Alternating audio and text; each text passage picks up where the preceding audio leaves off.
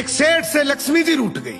जाते हुए बोली, मैं यहां से जा रही हूं, अब मेरी जगह नुकसान आएगा, तैयार रहना, और अगर तुम जाते जाते मुझसे कुछ मांगना चाहते हो तो बोलो। सेठ बहुत समझदार था, बड़ी विनम्रता से बोला, माता नुकसान आ रहा है तो आने दीजिए, बस मुझे आप एक वरदान दीजिए कि मेरे परिवार में हमेशा सुख शांति बनी रहे। लक्ष्मी जी मुस्कुराई, तथास्तु कहा और वहां से चली गई। अब उस सेठ की 4 बहुएं थी। कुछ दिनों बाद सबसे छोटी बहू खिचड़ी बना रही थी। उसने खिचड़ी में नमक डाला और अपने काम में व्यस्त हो गई। तभी दूसरी बहू आई और उसने खिचड़ी को बिना चखे ही और नमक डाल दिया और वो भी अपने काम में व्यस्त हो गई। ऐसे एक एक करते तीसरी और चौथी बाकी की 2 बहुएं भी आई। उन्होंने भी खिचड़ी को बिना चखे ही उसमें नमक डाल दिया। अब रात को सबसे पहले सेठ खाना खाने बैठा।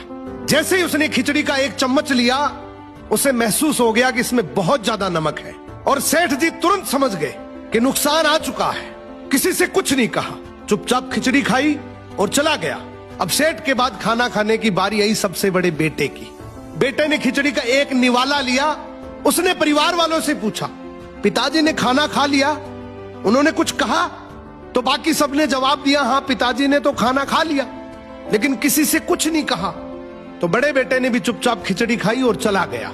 ऐसे ही करके परिवार के बाकी सारे सदस्य एक एक करके आए, अपने से पहले वालों के बारे में पूछा, कुछ नहीं कहा, चुपचाप खिचड़ी खाई और चले गए। अब रात को सेठ जी सो रहे थे, सपने में नुकसान आया और हाथ जोड़कर बोला, भाई मैं यहां से जा रहा हूं, मैं यहां नहीं रह सकता। तो सेठ जी ने पूछा, क्यों, क्या हो गया? नुकसान बोला, तुम सबने मिलकर 1 किलो नमक खा लिया, पर मजाल है कोई किसी पर नहीं चिल्लाया, किसी ने गुस्सा नहीं किया, सब शांत रहे।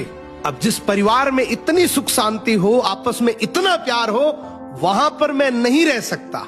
निष्कर्ष कि जिंदगी है तो उतार चढ़ाव, दुख सुख, फायदा नुकसान सब चलता रहेगा, लेकिन जिस परिवार में आपस में लोगों में प्यार है, सुख शांति है, छोटे में आदर, बड़े में बड़प्पन है, उस परिवार का कोई नुकसान, कोई आपदा कुछ नहीं बिगाड़ सकती।